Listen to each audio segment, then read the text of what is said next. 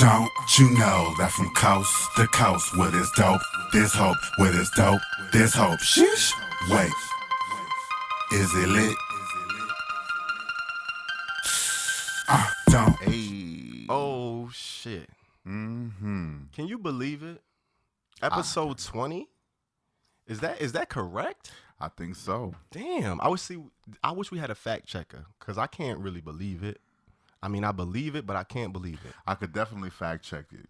All right, fact check it for me. Is this episode 20? This is the last episode that we had did. It was October 1st. Oh shit. And that was episode 19. October 1st did start on a Thursday this month. It did start on a Thursday. We got a long month. It's 5 weeks. It's so y'all 5 better be weeks. lucky, you know what I'm saying? Because this is the last episode you're getting for the month. Yeah. You know what I'm saying? Yeah. So embrace it. Embrace it. It's the Herbal Tea Podcast. It's your man, EarthTone. And your man, the real Peasy. And we back at it, man. Episode 20. We are here. That's crazy. I Episode like that. I like that. I 20. like that. Y'all already know what it is by this point, man. It's been a whole lot going on in general in the world. But in this Q plus genre of music, it's been a lot going on as well. It is so and it much. is a genre. Fuck what everybody else is saying. It is what it is. You know what I'm saying? If you Q plus and you're doing music, you in the Q plus genre, period. You talking to us and we listening. And we gonna review this music. But first, what's up with you, homie? I see you got the coral cashmere on and all that. Coral cashmere, you got that one Stunting right. on them, you know what I'm saying? Correct. Yes. Stunting on them out This here. is coral. Mm-hmm. Okay. Cashmere. This is not red. This is not pink. This is not either one of those. This is not vermilion. This is coral. Okay. Get that right. Banana Republic laced me, and the man. drip is already in the building. You already know what it is. I like it. I like it. Deez Skreetz. Okay. That's how you feeling today? You feeling fancy? Complimenting- Fancy in the fall? Complimenting your skin tone. I mean, you know. I mean, I got one of them skin tones that kind of go with a lot of colors, and coral just happens to be one of them. Happens to be one. You know what I'm saying? I also got on a teal. I guess it's just like the teal and beige. Teal and beige. cream. You know what I'm saying? Teal and beige, Niggas keeping don't it know creamy. Niggas don't know about this. You know what I'm man. saying? I'm on my Bay Area surfer dude. You know what I'm saying? I see you. With a little bleach splash in A little bit of bleach. You know, but Taking it back to the 90s, of the Yeah, tie-dye yeah, bleach yeah. era. But anyway, Mm-hmm. let's get into this music, man. You ready? I see you got your water ready. You know what I'm saying? Get a little sip. You know what I'm saying? Make sure you wet the whistle a little bit before we get into this music. Who we got out of this Q plus shit, man? All right, so today, bringing to the stage is King Niiko. King Niiko. Ladies and gentlemen, Okay. I want to introduce you to this individual. Go ahead, King. You know what I'm saying? He is a New York-based indie rapper, singer, and producer. His website is King Niiko. That's King Niiko spelled with 2 I's, NIIKO.XYZ. He is a new artist. There is not that much information out there about him, but you know how we do things here at the HTP. Let me find out. I had to do the artist outreach to see what the hell is really going on. And what happened? What you heard? He came through, he hit me with a little bit extra info about what's going on here. And this is how I've realized he is a producer as well. He let me know. I was going to say, because I didn't know that. He let me know that he produced the majority of the EP that we're going, or album that we're going to be reviewing. Really? Yes. So. Very interesting. Yes. So this is his first EP, but on the website, you can join his movement, Crown Jewels, and you'll get access to his merch, his news, and maybe some secret events as is given right there. He does own the label that he's on. He started King Niiko Entertainment, I presume, to put out his music. Okay. He was originally born in Mississippi and raised in Atlanta, Georgia. M-I, crooked letter I. As says on his bio, cherished. I saw that. Yeah. So I like that. I like that. That was cute. That was slick. Doing music since age 3. He came to New York. I just want to say recently, but he did tell me that he was working with a producer in the very, very beginning, but he decided to, just kind of do it on his own, produce his own material. And we have before us the album, the project, the body of work. that we're about to review. What we got going on, man? What's popping out here? Niiko's World. Okay. It is a 7-track opus. I actually have a fun fact. You have a fun fact. Yeah. Give us a little fun fact. Well, this is a very light one, music related. He actually released another project this year, believe it or not. Yeah, we've been seeing a trend of that. Yeah. We had a couple of artists on the show so far that released multiple projects in a year. All right. He released another project earlier this year. It was in April. Okay. It was called Holy Land Short Tunes. And I'm going to have to holla at him because he got a little typo on the streaming. I don't know if it's on all platforms, but on Spotify, it's 2 L's and a Holy. So I don't know if he meant to put Hollyland, but it reads Hollyland. And then I saw on the actual album cover, it was Holy Land. So I know it's supposed to be Holy Land, but he need to get that corrected because that should be urgent. Yeah.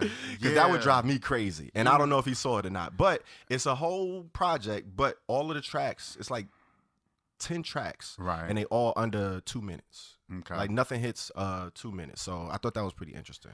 Yes. Yeah. Interesting how that is the style of the moment to kind of hit us and dart right back out. Yeah. One hit a quitter, a couple minutes. I mean, they saying our attention spans is like, goldfish nowadays. So Sure. Keep doing your thing. You know what I'm saying? But of course, we have the EP or the album right in front of us. Okay. Niiko's World. August 29th. August 29th was when it was released. And I'm going to have to just say that I'm going to give this track a 30% Reginald. Ooh. The whole thing. And I'm going to 7 songs, 26 minutes of Reginald James? Yes. Okay, heard you. Here's the thing. He's got a little bit of a theme going on. I listened to the album and it definitely felt like he was going through things. Like maybe a heartbreak of some sort. And I like the way it's set up, which tells me that it was intentional the way he produces. The first record, Exit, and then the last record, which I believe the name of it... Pay. They're kind of vibey tracks. Which was just a beat, pretty much. Just pretty much a beat. It's kind of giving you a little bit of what ZebraCast did. Just kind of music. It's like a beat interlude. Yeah. So he set it up the beginning and the end of it in that way, and then the 6 songs in between, or 5 songs, kind of give you the meat of the album. He is a much better singer than he is a rapper. I would have to say, when he sings, you can tell he's a singer, but the thing that's missing... A singer? Well, okay. Ooh. Let me elaborate. No, do your thing. Let me elaborate.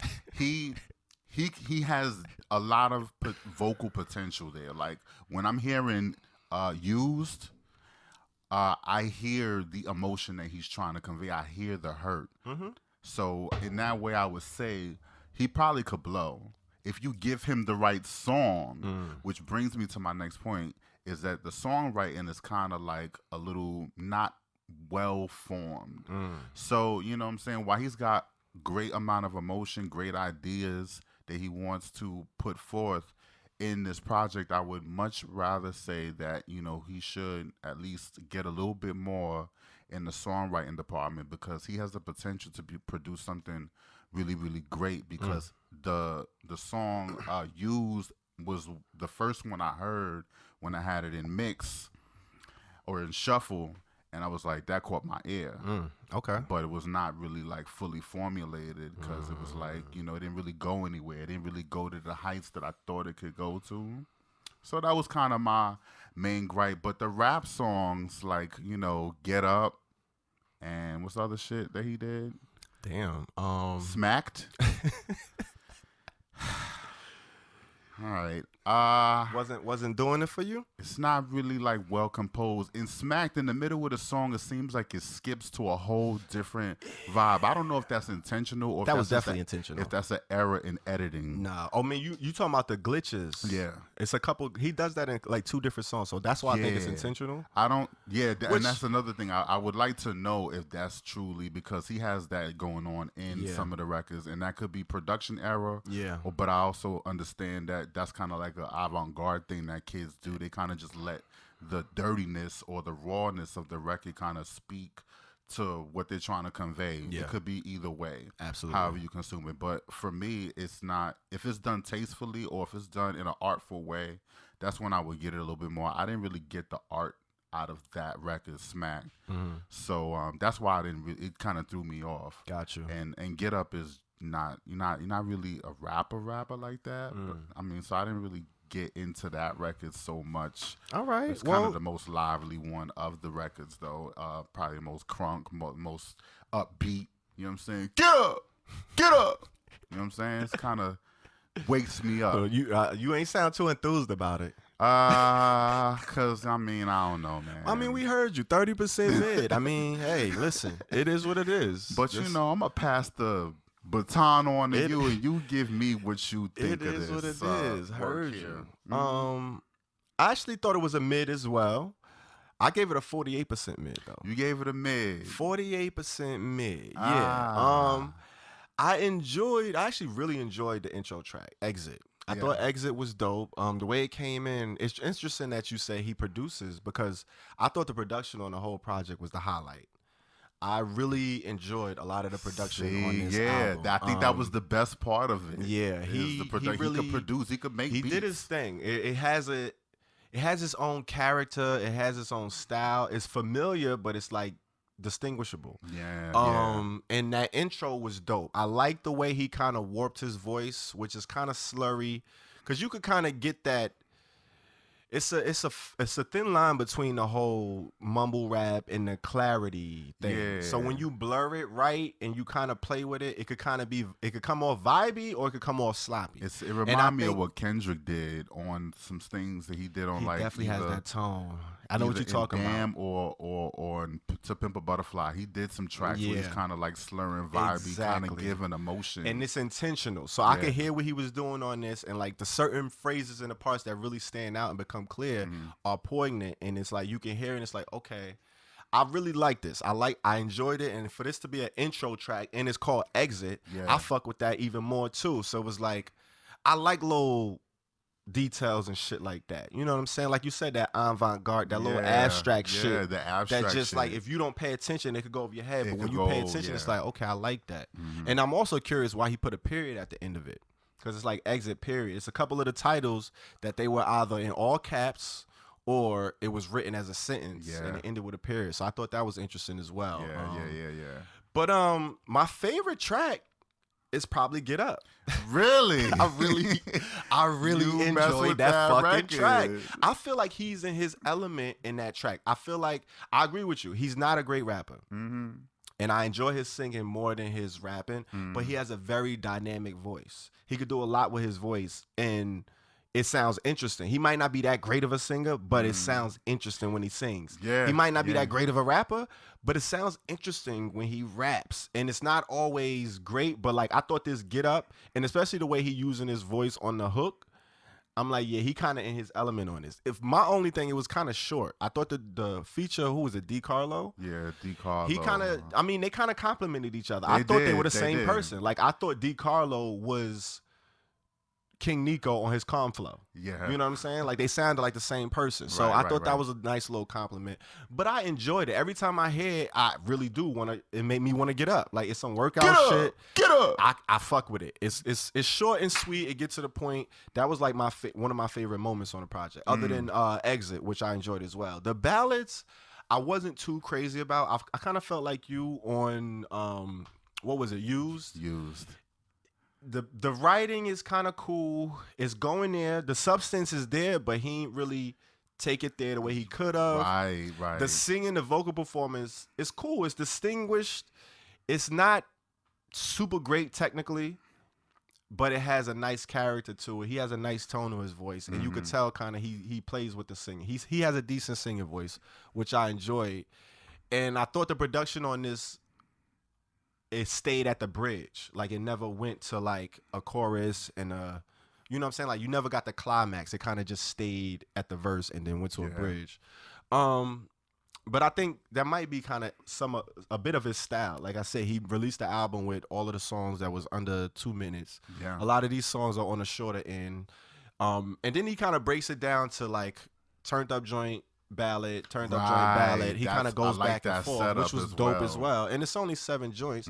But I mean, for, this is the first time I'm being introduced to this artist. I enjoyed this project for the first listen. I didn't really get too much about him from the project, which was another downfall. True. Especially for this to be, one of your earlier projects. But it wasn't, I couldn't showed range though for did. the style he that he did, which I enjoyed that. I appreciate that. That's why it's like, you know what I'm saying? That's why I gave it the score that I gave it, is because you have like a distinctive style that it definitely could be something really, really great, and it could definitely elevate into something really, really, really amazing. That's funny. We be having the same bullet points, but then we'll have like a different score. Like the same notes and topics and all of that, but then I have a different story. Shout out to King Niiko. That's how I go, man. King Niiko, go listen to that shit. It's still fresh out there. It came pretty much at the top of September. 7 songs. Latest project, Niiko's World, man. Go streaming on all platforms. Let us know what y'all think. Go support that on the Herbal Tea Podcast. On the Herbal Tea. Welcome to the alumni. Welcome. All right, man. Up next. Who we got next to the stage? We got the artist known as Arlo Parks. All right. Arlo Parks, ladies and gentlemen. Arlo Parks. Let's check it out. Who we got? So Arlo Parks is a Q+ singer-songwriter from London. Bloody London. Her influences include Earl Sweatshirt and Portishead. Portishead, okay. Yeah, that's a hell of a range, which I like. And it's kind of in the same pocket. Like Earl Sweatshirt is kind of like the Portishead of hip hop almost. Yeah. He got that kind of that style, that edge. According to her, she was always feeling like the black girl in school who couldn't dance for shit and listened to way too much emo music and was crushing on a girl in her Spanish class. So that's how she breaks down herself, which is pretty interesting when you look at it. It's not like 3 different layers and categories, but she touching on 3 different things. Yeah. And it's almost like not necessarily insecurities, but just 3 different, like those things we socialized about. So we socialized to feel certain ways about ourselves. Like you're a black person that can't dance. Yeah. All of a sudden you less of a black person. It's like, you know what I'm saying? Like we are socialized to think these things. But that was interesting that was in her bio. So I saw it and I was like, all right. So we see, the vibe she on already. She was listed as a breakthrough artist in 2020 in an annual BBC poll. There's this poll that they do. It's a bunch of music critics, and every year they kind of, let you know who's next. And she was next up for 2020. Facts. And then, speaking of, she was on her first tour where she was headlining in March. And who shows up? Miss Rona, of course. Shut it down. So she was in the middle of her first headlining tour, top of 2020, and the shit got cut short. She out there in Europe tearing it down, and all of a sudden the whole shit get canceled because of Corona. So you can't see. Hell of a little situation right there. Pandemic turning things upside down left and right. Yeah, man. That sucks. But hey, it is what it is. She persevered through it. She released this joint, which is a single. Hold on. Oh, I figured. Let me. Was I going too fast? Hold up. Go ahead. Fun fact. What you got? Have you seen the video for this song? I did see the video, actually. Okay. And I normally don't see the video. You normally do not. I'm not ready for you to have seen this video. I definitely saw the video, but I'm glad. But go ahead. I think the video is a great, representation of the song, but I don't want to get too deep into that. I have another fun fact for you. Oh. She's on a Tidal playlist. Okay. Tidal is not necessarily like Spotify. Those are really curated by people who work there, and those are like basically hand selected. When you get your song on there, it's not like you could submit to a Tidal playlist. So when they pick your shit, those are really curated. Yeah, so if your shit end up on there, as it did this song that we have here in front of us, the single. Okay. I thought that was really, really dope. What was the name of the playlist? It's just the latest songs that came out because the song is the newest of. Got you. You know what I'm saying? Best new tracks. Okay. So stuff that they think is really, really hot, like right now, that just came out. Okay. So so that's what's going on. Okay. Well, we got Arlo Parks. She released this joint, Hurt, and August 18th, 3 minutes, 36 seconds. I enjoyed this joint. I enjoyed it. I didn't love it, but I didn't hate it. I gave it a 54% mid. Wow. Yeah, so that's like a high mid. I thought the production was really cool. It was, I mean, her voice is beautiful. She has a really dope voice. I fuck with her voice. It's really, really distinct, sultry. She got that airy, you know what I mean, sultry quality to her voice. And it's kind of like her flow is nonchalant. Like she kind of sing like on some bedroom type shit. And I saw like in her bio, she describes one of the genres of music that she does as bedroom pop. And I'm like, that makes so much sense. Like I never heard that term before, but when I heard it and I read it, it made so much sense when it came to describing her. So I was like, okay, that makes sense because she got that. I'm just nice with it. Like I could wake up and, you know what I'm saying? Like she got one of those type of voices. It was introspective and inspirational as far as the content, you know what I'm saying? She talking about, you know, wouldn't it be lovely to feel something for once? She getting into her emo bag. Like she telling you she emo. She's an emo girl at heart. And she's touching on those type of vibes, especially in this joint. And like you said, the video was kind of looking, it was like an abstract type video. You know what I'm saying? She had this kid going in, he was doing his dance type. It was like a weird style, like you never seen really before, but it was like a combination of a bunch of shit. And she was in the video, like the coolest part of the whole video I thought was the looking up when she was playing chess on the glass and you could kind of see through, but then she didn't move the chess. I was like, that was a hard little angle. It was a simple shot, but I thought it was just so dope. But you could tell she pays attention to details and shit like that. But the production was cool, but it wasn't great for me, and it didn't have great, I don't know, the song didn't have great staying power. Like, it was cool, but then it wasn't a joint that I wanted to kind of hear over and over again. And it kind of reminded me of another song, which I couldn't put my hand on it, but I did enjoy it. It has like the video, it has a cool, artsy, minimalistic style. Yeah. And that's kind of how the song is in some ways. But I did enjoy it, but you know, it wasn't crazy for me. It didn't blow me away. But I felt like I enjoyed her as an artist more than I did this song. But at the end of the day, it's still a high mid. 54% high mid. That's a decent listen. It's definitely worth going to check out and letting us know what you think. But what did you think? What's your whole take on the whole situation? I heard you gasping over there. You know what I really think of this song? I think that you should put it on in the headphones. Oh, shit. Well, why you letting everybody know we be listening in the headphones? Because at the same time, that was supposed to be exclusive information. It might have been exclusive. See, we just let y'all know. But at the same time, we fuck with this music. So we have to make sure that, you know, we get the vibe right, because sometimes we want to talk about the record in a different kind of way that brings it to life, and it kind of helps us to vibe out a little bit. It does, absolutely. So on that note, I'm gonna have to bring the fire trucks out on this record. Shit, that's a real reason why I wanted to get this I was song wondering because playing. I'm like, you're doing a whole lot, like because this song is definitely fire to me. Okay. I like it for all the reasons you might not like it. I like that it's understated, and I like her indie voice. She gives me Lord. She sounds a lot like Lord. Yep. I can hear that, and especially in the lyrics. You know what I'm saying? The lyrics here.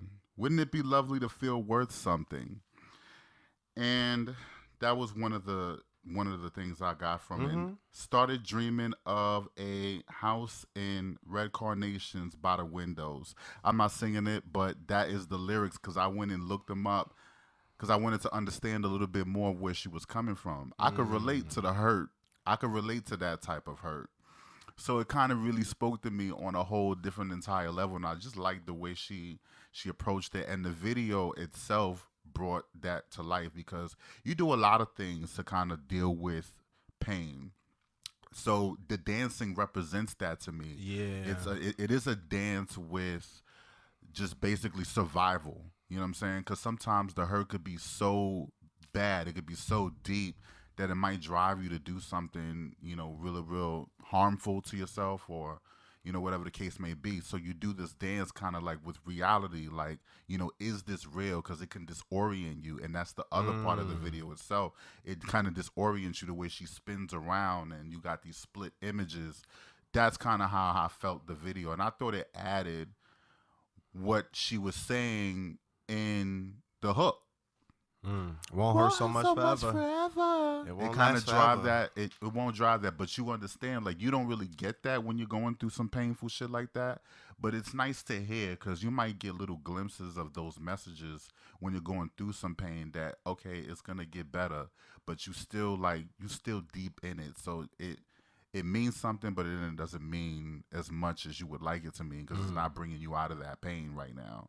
So I got a lot of that out of the song. Like I just relate to it on a whole entire different level. So fire trucks, damn, bring them out. What percentage? 77%. 77% fire. You know what I'm saying? 77%. Okay. Damn, you brought the fire trucks out for us. It's real groovy. It's funky. It is groovy and funky. I fuck with the indie pop vibe. Like I fuck with that heavy. All right. Well, hey, listen. There you have it. Arlo Parks, Hurt. Go check it out, man, and let us think. Now, let us know what you think because there you have it. You got a mid 54%. You got a 70s. They're in there 20 points apart. Pretty much. And he brought the fire trucks out, man. You know when Peasy bring the fire trucks out. Hey, you got to go listen to it. You got to go check it out and check out that video. Yeah, it's definitely artsy. I fuck with the video, man. Arlo Parks, there you have it. Who we got next up? Who we got next? Let me make sure I throw these in the headphones so I don't get my head chewed on. Hold up. Come through. Yeah, like I need the vibe. We need the vibes here. I'm right here with you. Because the next one bringing to the stage is Asiahn. Asiahn. Don't get it fucked up. Don't get it fucked up. Do not. Because let me tell you, every interview that I read, you will see how it's pronounced. Yeah, and I was definitely not pronouncing it correctly when we were researching it, when we were like talking about who we're going to do next. I was calling Asiahn or crazy. Asiahn. Asiahn is what it is. She is a singer-songwriter. Born in Jersey. I knew it. Come on, man. Born in Jersey, raised in Charleston, South Carolina. Okay. Now she's based in L.A. She's a 3-time Grammy-nominated singer-songwriter with credits writing for the likes of Jennifer Lopez, Miley Cyrus, Ludacris, and Young Money. Okay. You know what I'm saying? Most notable collab. And this is what's crazy. She actually went by her real name when she did some of her collaborations. She goes by Asia Bryant on some credits. I saw that. And you've seen her name because she did a song on Dr. Dre's Compton album with The Game, Just Another Day. That is her singing at the end of that record.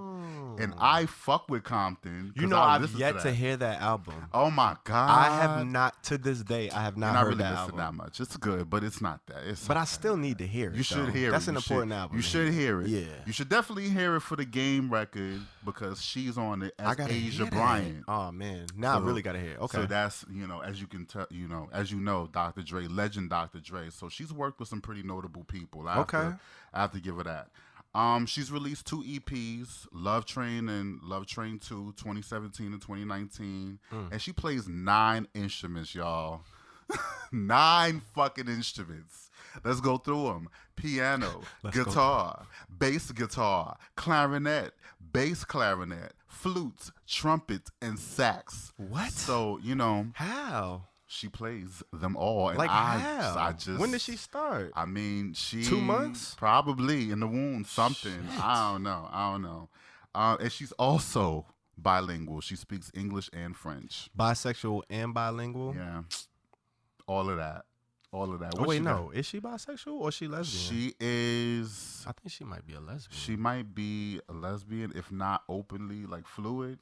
For sure. Bisexual and bilingual sound like an album. So if it's a bisexual Q+ artist out there, you're welcome. I think she okay, I don't want to misquote, but I definitely seen a couple of the articles that I've seen that she's openly lesbian. She's a proud lesbian, yeah. Open lesbian. Okay. Well, shout out to her, man. Shout out to her. I actually have a fun fact. I knew you did. How did you know I had you had one coming? I felt it coming on. You know what I'm saying? You normally don't, but I do got one. I do got one. What's going on? She actually she did a lot of songwriting, but she was an artist before she popped off as a songwriter. So she popped off her songwriting. She was songwriting for like major art, like Pitbull, motherfuckers like that. Yeah. So she's been out here. At 15 years old, she was an artist. She toured and was doing shows as an artist before she popped off as a songwriter. And then once the songwriting popped off, it was like, all right, well, we got to go where the money is here. Yep. And then she was out of here, and then now she back on the scene. So I thought that was pretty dope. It's a lot of singer-songwriters that kind of go that route. There's another one that I'll bring up a little bit later that kind of had the same pretty much career track. You know what I'm saying? But as far as Asiahn, she has this single. It is called Gucci Friends. And it is featuring Grandmaster Vic. Grandmaster Vic is a hip-hop violinist. So he is the guy. Well, he pretty much produced it, right? No. I think he produced it. No, he didn't produce the record. But that's him on the violin? That's him on the violin. That she got another set of producers do the actual track. I don't have the name of the producers with me, but I did see that. And he is the one adding those sweet, highly complimentary violins that go with her voice so well. I'm just gonna give it up. She is give it up. Also, what you do? Fire. Oh, Also a fire going on here. Twice in one show? I mean, listen and get the rating. Now, let me stop pegging you as a bearer of bad news because you give your ratings. You know what I'm saying? What was the rating? The rating, I gave it a 77 as well. Oh, shit. I gave it a 77 as well. Okay. I really think this song snapped. Damn, you kind of, you brought the boys out. This song snaps for me. Twice back to back. Asiahn, we'll go on and talk about it. She's a beautiful, beautiful woman. I would just say, like I said, the violins match her perfectly. So that production choice and the fact that when I saw in her interviews how closely she pays attention to her production, because she is a producer. But she also employs people to kind of bring out certain elements. If she wants a vibe, she'll tell you, like, I want this type of vibe for the track. That's the type of producer she is. So picking this violin, I got to get on that. I got to get on that type of time. Yeah. She's one of those. And, I think her ear for that type of attention to what you need in production, it matters so much. If you are a producer out here and your ear is not tuned to what you have going on and the details that it takes to make a record really shine, then you really kind of half-assing this, in my opinion. Yeah. But I think she's got it going on. She's definitely doing her thing, and the simplicity and the brevity are the genius in the track, because you get in, you say what you gotta say. I want to know that secret because this bitch is 2 minutes and 11 seconds. I kind of like that. This is a short song. I like it because you get your verse and it's a slow kind of trappy track, so it doesn't really need to stick around that long. And she kind of got to the point. It is like an interlude, but she gives you a real meaty kind of vibe here. Like you could really sink your teeth in this type of record. I don't know. That's just me. I would just say the only thing about it is it's not that original because it's like another trap R&B type track. But for what she did with it, for the way it sounds, for the way her voice is, she did her thing.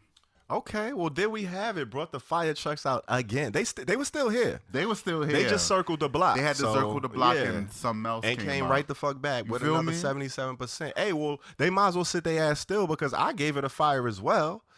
You know what I'm saying? Gucci Friends. 75%. I mean, you pretty much said it all. Like, look at my notes. Like, short and sweet. You were just saying right to the point. Leaves you wanting more. Give you that meaty substance. Like, you could sink your teeth in. That's why you got to kind of run it back. You want to hear it again when you hear it. I want to hear it again. The way she hitting them notes on that Gucci frame. And then I love that. I love the fact that you see the cover and you hear the title and you like, all right, she probably on some flossy shit. That's exactly what I thought. I thought another trap. Wah. It's like, nah. I was totally judging her. It's like, no, she giving you some shit. Go and take a listen, nigga. And then she brought in the sad ass violins to let you know, just in case you was unsure of the vibe, nigga. Yeah, you were right on track.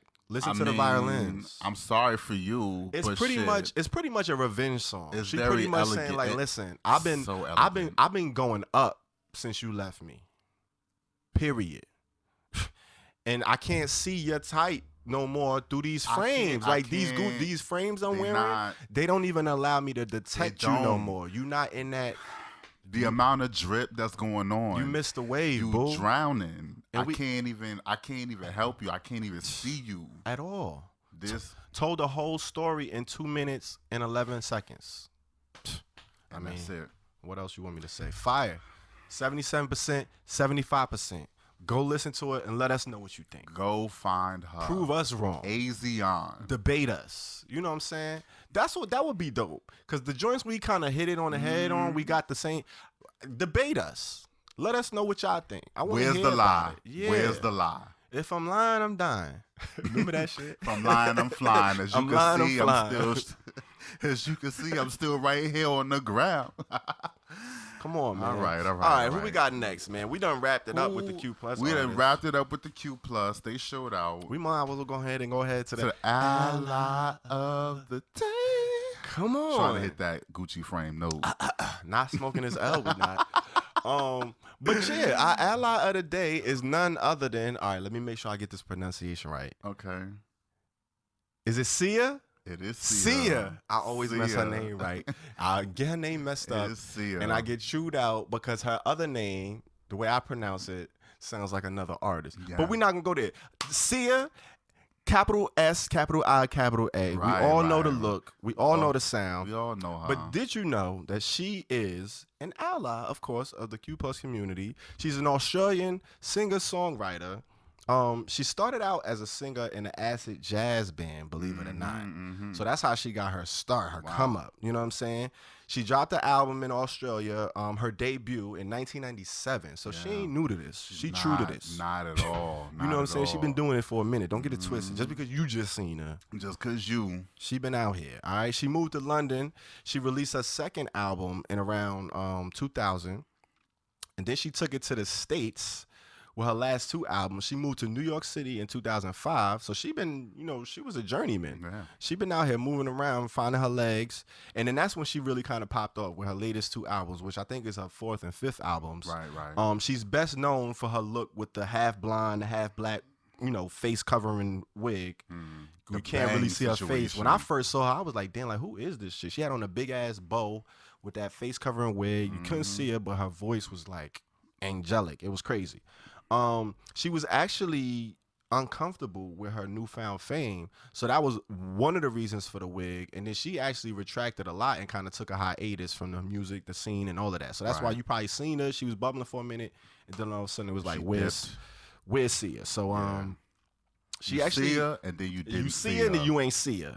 I like that should be the name of her next album. You're welcome. Like we out here, we hot today. Here, you know what I'm saying? She actually she write for a lot of people too. So she had a whole writing phase where she penned a lot of hits for a lot of your favorite artists. So that's kind of where she at with it now. She's more so behind the scenes. And she actually wrote a very heartfelt letter to the queer community. On behalf of, Pride Month. Right. And it was published on Billboard. And it was really, really in depth, and it came from the heart. And apparently she told them, to post it with no edits. So it was straight from her. I advise everybody to go check it out. It was dope. But yeah, she's an ally, and she's out here. She got this song with David Guetta, who is a French DJ and producer. I'm sure you've heard of him. He does other joints. I can't think of off the top of the head the joints he's been a part of. He got a song with Nicki Minaj, Turn Me On. Okay. That's one of the main ones. But he's there, like, out there with Diplo. Exactly. He's in that same kind of way. EDM, big EDM crowd. Exactly. So they got this joint called Let's Love. Dropped on 9/11. 3 minutes, 20 seconds. Latest single, and I think it's just a Lucy. It's a David Guetta produced joint, but the joints he produced, he don't really perform on vocally. So it's usually about the artist that he has on the song. I gave this joint a 50% mid. You gave it a 50 mid. Yeah. Okay. 50% mid. It was right in the middle for me. I like the production. It was very 80s, very like Miami Vice. You know what I'm saying? It kind of gave you that bop. It wasn't super original though. I felt like we've kind of heard that bop a few times in the last month or so for some reason. But it was cool. It was done well. The quality was there. It's Sia, so you know her vocal performance is gonna be there. Like she can't really. But these lyrics was like, I don't know. It wasn't nothing. It didn't hit the park for me. It was very standard, and she's known for her pen. Like she's kind of nice with the pen. So I don't know. These lyrics was a little dry for me, a little on the nose. But it's still. She was like, "You changed for me, I changed for you." It was just kind of very, it wasn't crazy, but it still give you that vibe. What it really gave me, it feel like this is perfectly suited for like movie and TV. Like this should go into like a library, like a sample library for like film. Like this is perfect for like a scene. Like you see like a dramatic scene, somebody, you know what I'm saying? Like it's perfect for that, but it ain't really something I want to go to and listen to my headphones and kind of vibe with. So, but that's why I gave it like right smack dab in the middle. It's like it's a quality good song. It serves its purpose. It's just not great for listening. So I kind of gave it that middle. But she performed. She ain't, ain't no slack. Like her voice is crazy. You can't really take away from that performance aspect. The quality of the production is there. Like, I don't know too many people that can give you a replica vintage 80s Miami Vice unless you're a producer. Like, everybody can't do that. So to replicate that and give you that exact feel, like, I mean, that's no short feat. So you got to give it to them on that end. But other than that, man, it's movie music, So shout out to Sia. What do you think? Sia. I ended up saying it anyway. Sia. Shout out to Sia. What do you think? You're forgiven. Let's love. Sia. Did you see it or not? Let's love. Was you seeing her or not? I actually did see her, and then I had to see her away. Damn. God damn. Like that, though? What'd you give it? I mean, I kind of agree with you pretty much on a lot of these points there. So we always got the same bullet points, but then you're going to give it a 45 mid. Oh, we right there. We right there. Like this 5 points. This song sounds like a lost Pat Benatar record. You know what I'm saying? It reminds me of some Love shit is Carlton. A battlefield. Carlton will go off. You know what I'm saying? It sounds like that type of record. That's what it totally right away when it gave me. I was like, all right, you going for that sound. It gives you That's that cool. feel. Yeah. But yeah, the lyrics were very mediocre, middling. You know what I'm saying? And it's still like, if I didn't see the title of the song, you wouldn't be able to tell me she not saying that's love. That's love. Like, it still don't say it. I still can't hear it. She got her accent For going me, it sounds like on. she's saying that's love. I hear her saying, I don't hear let's love. I can't hear let's love. I guess it doesn't really matter at this point because either one of them would have been fine. That's what I'm saying. It works either way. Either way, you don't have to name. Like I forget until I look at the cover art and it says that let's love. I'm like, oh, okay, that's right. You don't even have to like know the title of the song before you can guess it on your own. Yeah. That's what I'm saying. It's very middle of the road, very average. It is. Even for a Sia song, which kind of makes it a little bit more disappointing, which is why I gave it a 45. Yeah, okay. Because I was expecting, even for David Guetta to produce this record. Me too. What are you doing? What's going on? I had high expectations. Right. So, I mean, it doesn't overstay its welcome. It's not that long. That's another thing. Great. You know what I'm saying? That's what kind of saved it as well. It was like, all right, it gets it up. But that's what I'm saying. It's perfect for a scene. It was like, you get that scene in, you're like, okay, yeah, like, yeah. It's some kind of rom-com. He gonna do it. Like at the end of the movie. He finally made it. He gonna change his ways. He's gonna change his way. He gonna be a drunk bastard no more. Yeah, he gonna admit that he's wrong and go back to his girl and ask for up and up. Yeah. Let's love. Yeah. That's what it is. Come on. That's exactly what this song is, y'all. So y'all enjoy. That's shout out to Sia and David Guetta, man. They did it. I think I pretty much see it. We see it. It's hopeful. It's hopeful, and I'm hopeful. Go check it out and let us know what you think. You know what I'm saying? 50% mid. And we got a 45% mid. So I'm on the high end of the mid. I feel like high mid is between like 50 and 60%. Yeah. Anything below that is like 30 to 50. That's kind of like just mid. It's just mid. So you got a mid and a high mid. We just barely high mid. You packing the blunt a little bit. You know what I'm saying? But we ain't got that much loud. We're not trying to do too much. Nah. You gotta pack it with a little bit of mid in it to make it go a little bit longer. Hey, it's worth a listen. It's worth at the very least. So go check it out. Let us know what you think. Go check that hoe out. And there you have it. That's the ally of the day. Shout out to Sia. See ya, we see ya. Hey, we do see ya. for sure. And what we gonna do now, man? We done got the music out of the way. We got the music out of the way. Shit. We about to head to these streets. They screaming. Ooh, on fire. On fire. What's going on the pavement? There's so much going on you would not believe. Okay. This is your street correspondent, the real Peasy. I'm out here. You already know what it is. Yeah, fill us in. You know what I'm saying? So did you know that October is LGBTQ History Month? You know what? I didn't. I'm kind of ashamed of myself. Like, I didn't know we had a month. We have a whole entire month. So not only do we have Pride Month in June, but we also have LGBTQ History Month that is going on right now. Interesting. And in this month... Who picks these months? I don't know, but I bet you it's the white establishment. So we're going to have to see how the fuck we going to get up on there and see. Chances are. Figure out how we going to get this information out to everybody else in the hood. But that's what's going on. October 11th is National Coming Out Day. Okay. So that is a thing. I have seen that. I've never knew what day it was. I don't know how I feel about that. It's kind of like, I get it, but it's like... Well, see, if we're talking about identity politics, I think it's helpful because the visibility is really what the it's all visibility about. is great, and I get that. Mm-hmm. And I'm just talking about like the origin, the whole name and all that, like the whole coming out day. It kind of just puts... It don't put pressure, but it kind of puts almost a false pressure of like, all right, well, you got to do it sometime. So this is the day. If you want to do it, you should be more comfortable on this day. Like, nigga... I ain't ever gotta come out. Like, I'ma just live. Like, you could just live. Fuck y'all. You don't have to, and you don't even have to come out on Coming Out Day. It's just celebrated for those who have. Maybe this year, and there's been a whole lot of people that actually have not on Coming Out Day this year. We'll get to that later. Okay. Let's talk about what else is going on out here in the music scene. Have you heard of Victoria Monet? Why does that ring a bell? It does ring a bell. Victoria Monet is a lot like who we reviewed earlier, Asiahn. She's also a singer-songwriter that's been out there doing a lot of collaborations with industry vets like T.I. She did a song with Nas on Life is Good. Okay.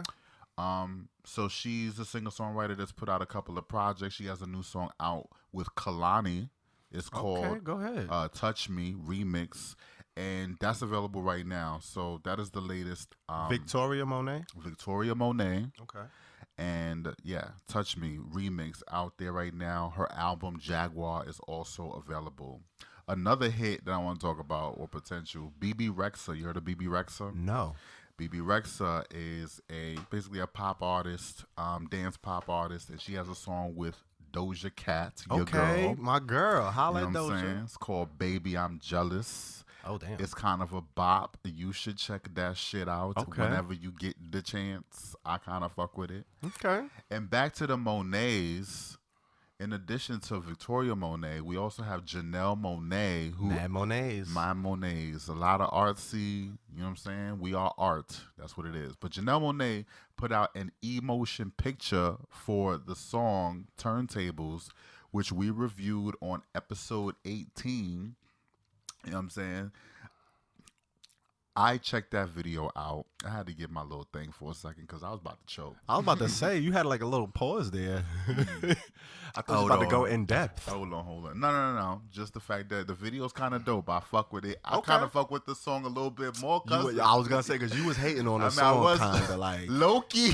Damn. Like, I was like, damn, my nigga, like, this song is fire. It's all right. Like, you've given higher grades to less. It's all right. No. All right. Always be consistent. I'm not going to come at you. I'm not going to come at your We're race. going to do this right here. We can have You was hating on that song, though. And that was a little bit. But the video, fire. You should check out the video. Okay, I haven't seen the video. You let me know. It's very much out there. And Lady Gaga. She out there with a new video. Lady Gaga has a new single, 911, is from her latest album, Chromatica. We reviewed her on episode 8 when we talked about Stupid Love. That was the first single. And, that one. So that wasn't quite how she hit it. You looked at me like, nigga, that is not how she hit it. But if you want to, if you feel bad about yourself. Stupid love. That was that one. So, Chromatica, the album, this is the third single. So she's out there doing her thing with that album. It's pretty good listen. So check that one out. The video's out. Very much more back to the old Lady Gaga, where you get a very artsy and kind of compelling story video. It's a whole setup. It's a whole scene. It's a whole movie. You know how Gaga do. She's back to doing those. She's not playing. And not playing. Shout out to the real Proud Boys who took over that hashtag after 45 came. I thought that was so dope. That was so slick. I thought it was so dope. That was on some Care Bear shit, like overpowering negativity with just extreme love. I love it. I love it. That's the part of the internet that I really fuck with. When niggas just flip shit on their ear because they think they doing something. Whatever. But shout out to the drip. All the Q plus drip was out there. Did you explain what they did with the Proud Boy hashtag? Well, basically what it was 45 made a reference to the white supremacy group, the Proud Boys, during the presidential debate. And well, he refused. He refused to denounce them. Yeah. And said they name like 4 times. Yeah. And then after the whole debate, try to act like he ain't know who the fuck they was.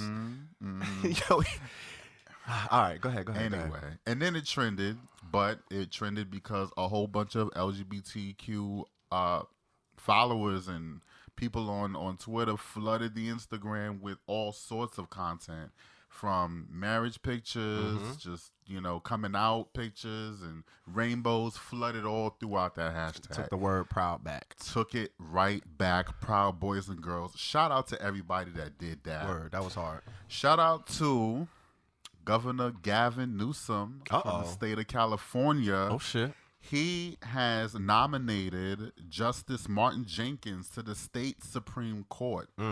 Now, after he gets approved, which they expect him to be confirmed, he would be the first black justice to serve in 23 years. That's crazy. And he would be the first queer black gay justice ever. Ever.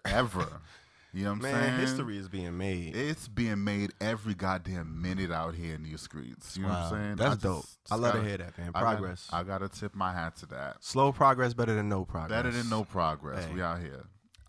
So next on the docket, we got Lambda Lounge. You heard of that place, right? Man, they were on NBC I was there News. this past weekend. You was there this past weekend. You ain't called nobody nothing. Oh, God. But we'll get to that later.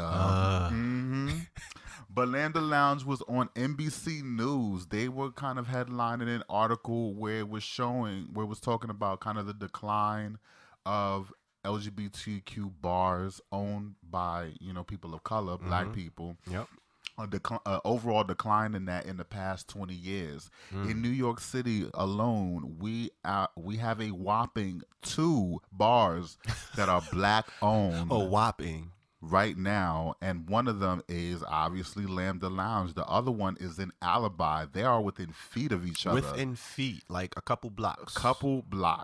And they are located in Harlem. If you're not living here in New York City, they are located here in Manhattan, Harlem. Shout out to our global listeners. But they were on the news, and they were kind of just talking about their issues and their struggles with trying to maintain a bar like that in the city itself. It's already hard enough to get a liquor license. So shout out to Lambda continuing to thrive and endure and serve a sorely needed population that at every turn, we just get reminded how maybe our lives don't matter as much in certain platforms. But continuing to thrive like that really does send a message to us that we are worth working hard for and worth addressing and worth providing. Providing these type of places, safe spaces where we can come together and network. Because a lot more happens at these bars than just drinking and turning up.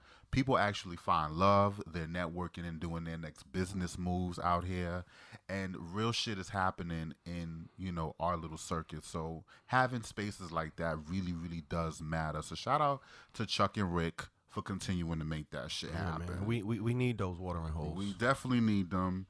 I'm going to have to turn it down a little bit and give a couple of condolences. You know what I'm saying?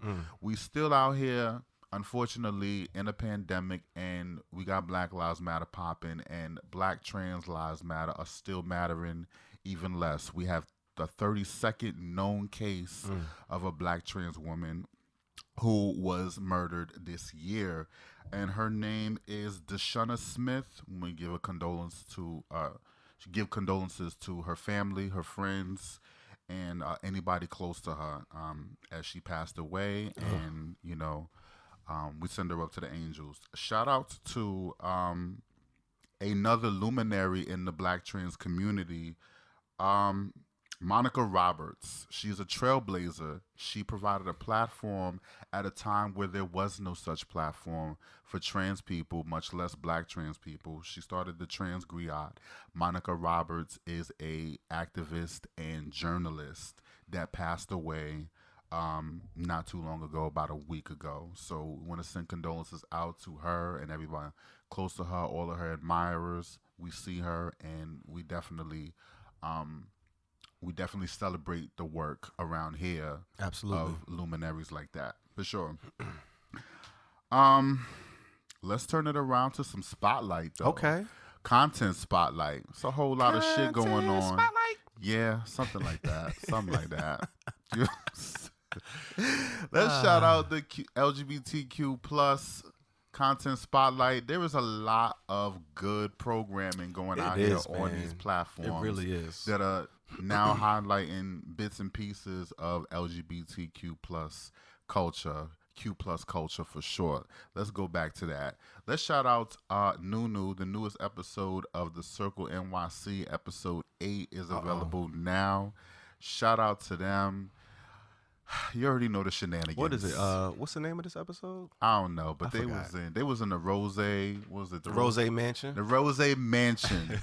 All I got to say about that is we need to go. The Rose Mansion. You all about the Rose I'm Mansion. all about Rose niggas. If you don't understand where I'm at in life, I mean, it's literally what he's sipping right now. So I mean, it is what it is. It kind of matches my attire, the cashmere koi that I'm bringing right here. You know what I'm saying? A little bit rose and a little bit.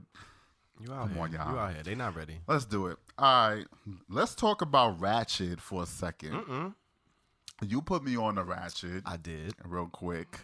And then I had to watch it.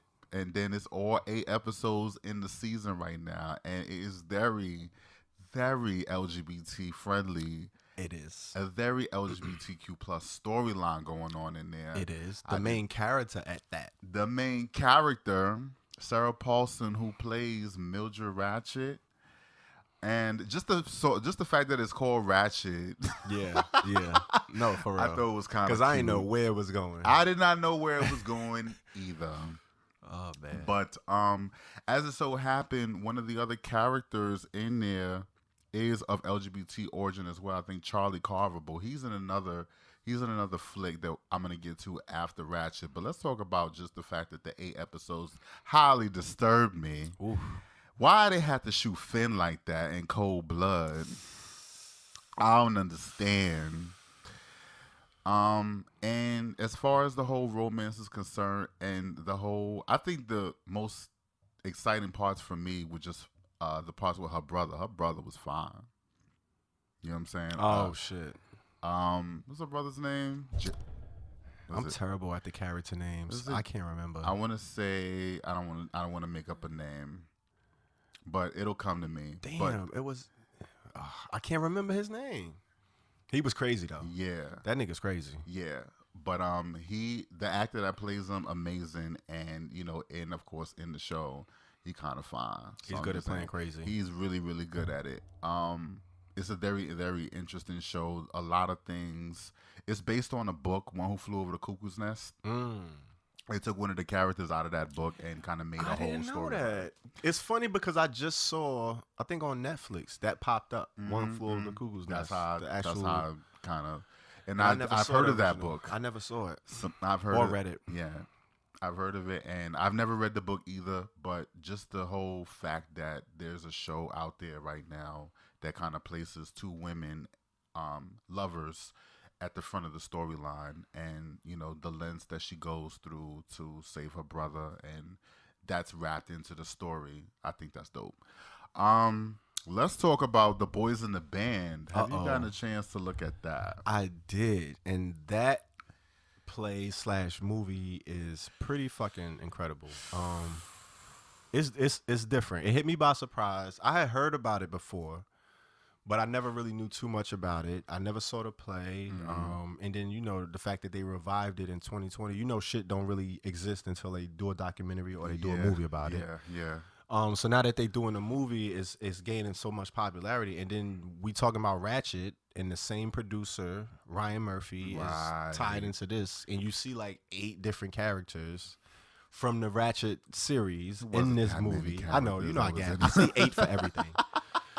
But it was a lot. It was enough to be like, okay, something's going on here. Because I didn't even realize Ryan Murphy was tied to it before I saw the characters. I was like, wait a minute. It's like I see at least 3 people right now from Ratchet. It's like, what's the coincidence? That was the coincidence right there, because you had given me these movies to look into, and that was the first thing that popped out to me. I didn't realize the same people were involved, but it's dope to see that world come together. It's a concerted effort, man. We need that shit. We need that presence in mainstream, because the representation matters to these kids who are out here thinking about offing themselves and not seeing themselves be reflected in real life characters, real developed characters, not campy, niche, corny shit. No, high quality, well acted, yes, top of the line, well produced shit.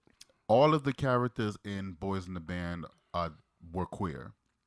Queer in real life, which is another thing I appreciate. Yeah, because that kind of like rubbed me the wrong way when they feel like they have to hire straight actors to play gay. It's like, and I thought, and because one of the actors did have to play was straight, I just naturally assumed that they were straight. But in the behind the scenes, the 30-minute behind the scenes little video that they had that comes after it that's also available on Netflix, all of the actors come out and say, no, they're all, and I could believe gay. it. And that I makes can't sense, believe it because they played them roles really well, and those were like nuanced roles. Very nuanced roles. Very, very nuanced roles. You don't get too many looks into first of all, it takes place in 1968, because that's when the play was written.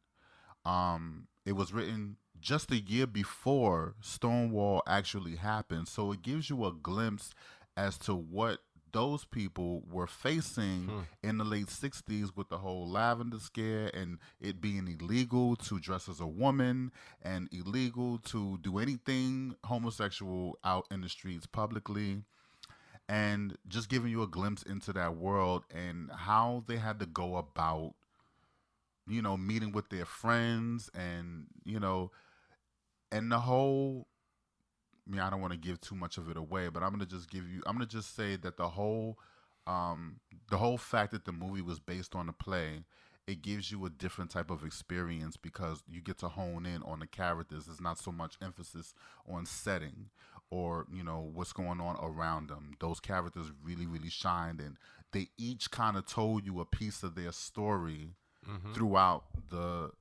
movie. I want to see the play. When Broadway decides to come back, you know what I'm saying? I think that it's a Tony Award-winning play.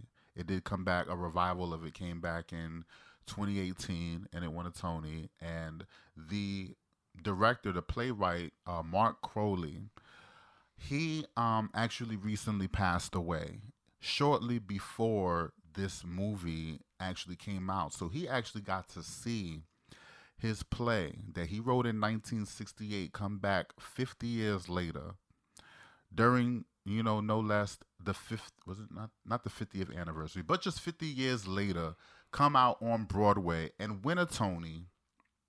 And then that's huge. And then 2 years later, it gets adapted into a movie, and he stayed alive long enough just to see all of that.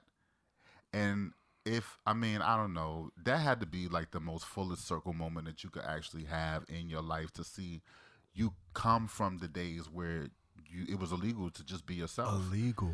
To now you have a Tony Award winning play. It's being told on Netflix. The story's being retold on Netflix. It's crazy. I think that's amazing. I think that's a very, very important feat.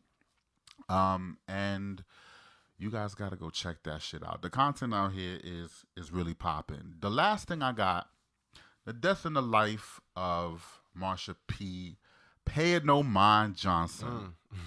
So I got to take a look at that movie a couple of months ago, and I actually sat with my mother to watch this because I was in Virginia that week, and we sat and watched it together on Netflix, and she was asking me a couple of questions, but she basically gets it. She gets the gist of what's going on. I was just explaining to her just like what the movie was about, and it's just basically concerning Marsha P. Johnson's murder and trying to really bring justice to her by finding out who the killers were or actually how she died. So it documents a transgender woman who works for the Anti-Violence Project. And her mission basically is to just find out, at least get the toxicology and the autopsy surrounding her death and find out how she actually died. And you get to see the different people that she talks to and the different organizations. She calls the NYPD for an officer that was involved in the case. It goes deep and talks to the people. Does she find out? I can't tell you that. You know what I'm saying? You gotta watch this, see how you can't it tell ends. us if she find out how. You ain't gotta tell us how, but like. I mean, all right, I gotta watch it. I want to see it. You gotta watch it. You gotta see it. You gotta. That see sounds interesting. That's crazy. It's a very interesting piece. So she does talk to a whole lot of people that knew her, that spoke to her, that lived with her, and saw her right before she died. She died on July 6th, 1992. That's when her body was found coming up from the Hudson River. So it's been a cold case pretty much ever since then. And Miss Victoria Cruz, the person that's on the case, is on the verge of retiring after 25 years working for the Anti-Violence Project, and she wanted that to be like her swan song. Her last thing her last duty was to find out how she was killed, and bring a little bit of justice and open the case up. So shout out to just the creators out here really, really going out and telling these stories and digging in. I love shit like that. I really do. Yeah, that shit is dope. It's important, man. We need it. We need more of it, and we welcome it. Let's go. And that's why we're going to shine a light on it and let y'all know. Go check that shit out. We got to support stuff like this, All of it. Because it's about us. It's for us, by us. It's for us, by us. Let's Absolutely. Get it. And that's what's going on in these streets. Okay. Well, when we moving and shaking through these streets, we like to have a little something with us. Mm-hmm. You know what I'm saying? So we're going to have a little smoking session in the smoking section. Come on. What? Hit that. On it, man. Episode 20. We here. Let's get it. All right. Go ahead and light that up. Let me see what's going on. And I'm going to pose a question for these folks. All right. What's the question? I want to know, because most of the people in here, these are the smokers. You make it to this part of the journey. These are the smokers that's here with us right now, right? Actually, we got more. You could pack that too. Don't be shy about it. But I want to know, through all of your excursions, your weed excursions, your trips, can you pass a drug test? Like, if you had to take one today, can you pass that bitch? Ooh. Mm-hmm. Ooh. Do you even know how they're gonna test you? Do you know what you gotta do? Have you ever been through a test? Oh, I've never. Because that shit, it's a thing. Well, drug tests in terms of like, they testing your blood and seeing if you have any drugs in it. I've been drug tested before in the military because they have to make sure. Now see, so we're gonna get into all of that because first of all, there's different ways that you can test for marijuana. Mm-hmm. There's 4 actually, and it's probably gonna be a few more they develop, and who knows? But there's 4 main types right now, and we're gonna go through those, and then we also gonna kind of talk about some of the myths that people talk about as far as cheating these tests. Are we getting a little bit illicit going on here? Just a little bit. We ain't gonna go too crazy, but we're gonna start off with the types of tests. So, of course, there's the urine test. Everybody know about the piss test. Right. You know what I'm saying? Can you pass the piss test? You got pee in a cup. See what's going on. It's the most popular test. It detects weed for up to a few days use or a few weeks. So it kind of varies depending on the quality of the test, the brand, the company. It doesn't test for THC, actually, which I didn't realize. It tests for THC COOH, which is actually the non-psychoactive metabolism and weed. Really? So it can let you know that you've been smoking weed, but it can't let you know like if you're high at the moment, like if you're inebriated. So you can't be like, all right, this nigga high right now off a piss test. You can know like it's in it's the trace. You know, they could detect the trace in your urine, but it's not really accurate. Like you're not gonna piss test somebody if it was a car accident and you want to find out this nigga was smoking weed when he was driving. That's not what you're gonna do. All right. So speaking of that, the THC COOH, that's the non-psychoactive metabolite is what it's called, and it lingers for a while. That's why I say it could detect for like up to a few weeks. Wow. So that's why they tell you like you don't want to, if you know you got to have a piss test, you want to chill for like a month just to make sure you clear. You don't want to do nothing crazy. So that's what you're supposed to be doing. And then the second method, or the next method we're going to talk about, is the blood test. So like you spoke about, you had to do a blood test for the military. Right. That's a more invasive test. It's more direct. They testing for THC. They want to see like, is you getting it in? Everything. You know what I'm saying? It measures the amount of THC in your system. And it's mainly used for like investigations or for like high level security stuff. You know what I'm saying? Like you can't be working, you know, head of security, the CIA, and you smoking weed and shit. Like they're doing blood tests. And then also like an injury or DUI, workers' compensation. Like if you injured on a job, they're gonna do a blood test to make sure you wasn't smoking, and that's why you got injured. So it's a more intensive, but more direct way to detect THC.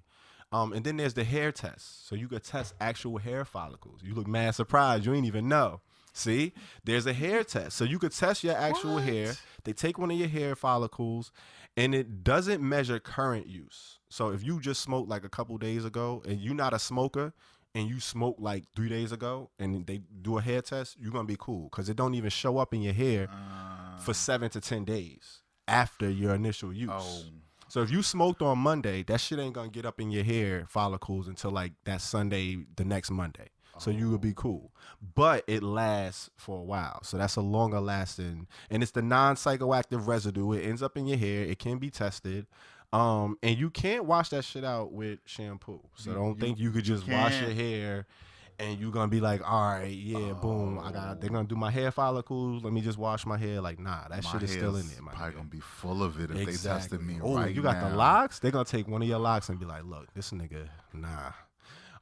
Okay, so then the fourth and the most newest test is the saliva test. So this is actually still in development. They're doing a saliva test. They do a cotton swab.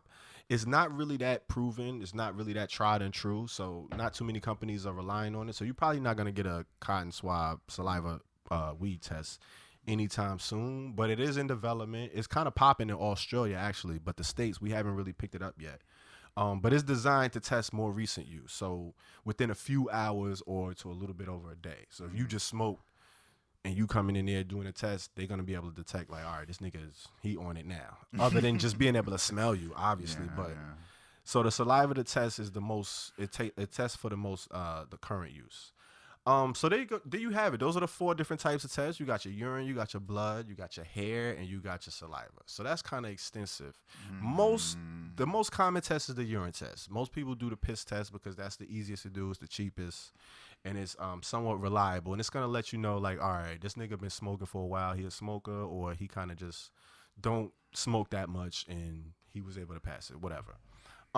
So there's a lot of myths. There's a lot of anxiety that comes with having to take a piss test or being tested for drugs. You're getting a new job. You want to know, like, all right, are they going to be testing me? Right. You know what I'm saying? You know you just smoked a joint. You ain't that heavy of a smoker, but you might have went out the other night.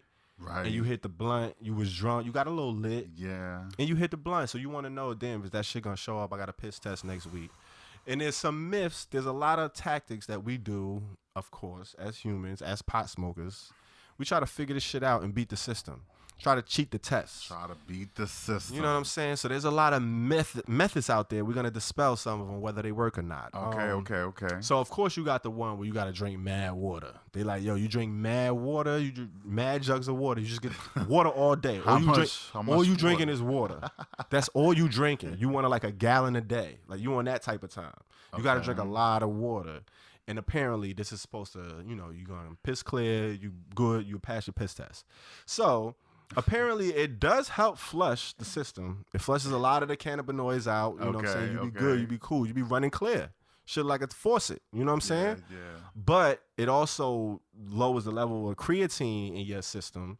And that's also something that they detect in the piss test. And if that's too low, they're going to think something is up. They're going to like, nah. Wow. They're going to be like, nah, this nigga, your creatine off. Yeah. He drank mad water. They like, nah. We ain't pick up no cannabis, but like, your creatine too low. So you're going to have to come back and we're going to blood test you. Wow. You know what I'm saying? So they might call you in for further testing. So you got to be careful with the water because it will work. It'll flush your shit clean. But it'll backfire. But it might be too clean. It might be a little too well done. So you got to be careful with those. That's hilarious. Exactly. It's How many crazy. people have you tried to do that? I've definitely done the water. I've done the water. I've done the pickle juice. Pickle juice is another one. That's probably some southern geechee shit.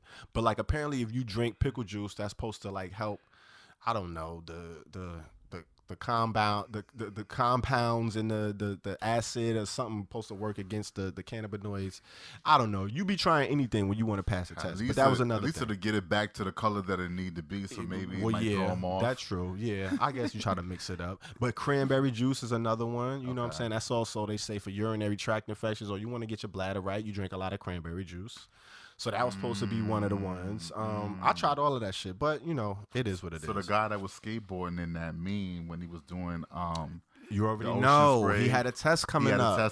That's why he was drinking the cranberry ocean spray. The whole bottle. He figured it out. Who just drinks the whole bottle like that? He was skateboarding with the whole bottle. With the whole bottle. Come on, he was flushing his system. Yeah. So and then there's also the question of, okay, I was chilling with the homies. I ain't hit the blunt, but they was smoking. Am I gonna get secondhand smoke and fail this fucking test? Like, am I gonna, am I at risk of failing because I was just chilling around my homies and they were smoking a blunt? Apparently, that's very, very, very, very highly unlikely. So the chances are that's not gonna happen unless you were just hotboxing with the homies in the whip. Yeah. They had you in a trunk and they all lighting up and you just. You know what I'm saying? You need that kind of second hand to fucking fail a drug test. But other than that, you'd probably be all right if you were just in the vicinity of somebody smoking a blunt. You'd be all right to pass your test the next following week. That was when you was talking about the contact high to see if we was actually talking about that. Yeah, they had tests. Scientists that actually tried. Like, who the fuck got hired to pull it? Because that's what I want to be doing. You would have loved to have been there. You know I what I'm saying? I know it. What the fuck? Like, where was that Craigslist at? Like, shit. But yeah, so that's how they doing it. They out here, they testing this shit. It's tried and proven. So they dispelling these myths. So we was also talking about the hair test. Yeah. And like I was saying, you can't shampoo the shit out. Like, that's not gonna work. But apparently you can bleach your shit. So if you bleach your hair, you could bleach the weed follicles out of your hair. And that'll work. But the downside of it is it'll leave your shit susceptible to more contamination in the future. Because what the bleaching does, it leaves your hair follicles more porous than they already are. So the residue, the weed residue, if you continue to smoke, it'll be even more in your hair follicles. So if they have to test again, then it'll be a wrap. You ain't gonna be able to bleach your shit enough. I'm so fucked because my hair is bleached. Oh shit! And I've been staying. Oh yeah, so your shit is embedded. It's embedded. It's in my head. Hey man, so you did the more you know. You gotta learn these things. I mean, but there's also a bunch of other remedies. Like, I don't know if you've seen or heard of the fake penis. The fake penis method? You've never heard of the fake penis method? I've never heard of that. So if you go on Google right now, you can actually purchase it. I think Amazon has the shit too. There's an actual device, and it's not like a dildo, but it's like a little plastic extra nub. It's a fake penis that you can attach to your shit, and you can put like urine in it. So like when you gotta go take a test, you get the clean urine and you know what I'm saying? And you gotta be shitting. You ain't hear Lamar Odom try to do this? The LA Laker? I wondered, but I didn't get into that. Like, to know what he was trying to do. The shit is like, you can purchase this shit. It's an actual device, and you can use it, and it shows you how to put it on, and you walk in that motherfucker like it's yours, and you go to the bathroom. Wow. The shit is crazy. Wow. Like, it's people that really like thought about this people shit. People really thought it's this in out. That, man. That's another one. And then I've heard like the piss in a condom.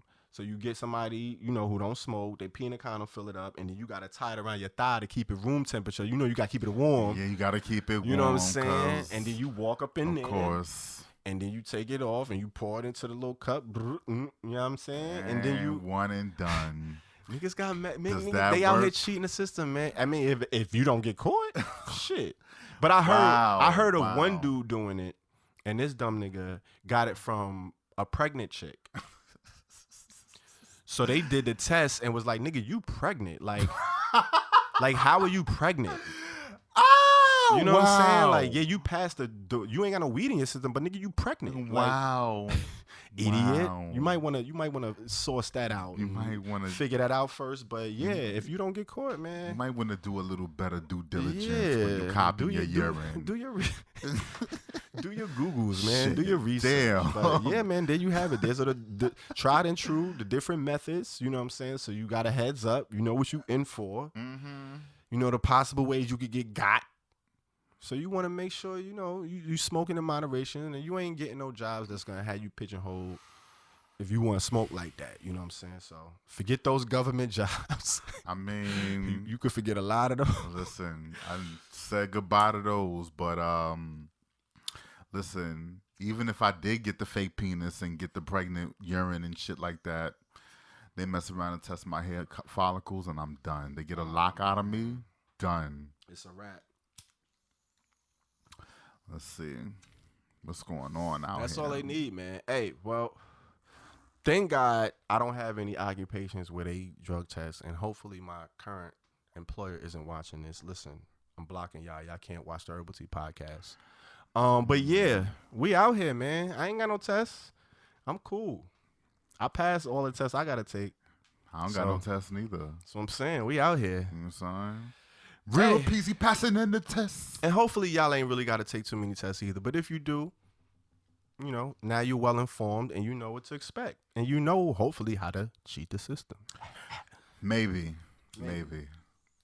Let me know how that fake penis shit go. I'll keep you posted. On that note, you know how we like to end it. How we ending it? On a high note. On a high note. That from coast to coast, where there's dope, there's hope, where there's dope, there's hope. Sheesh. Wait, is it lit?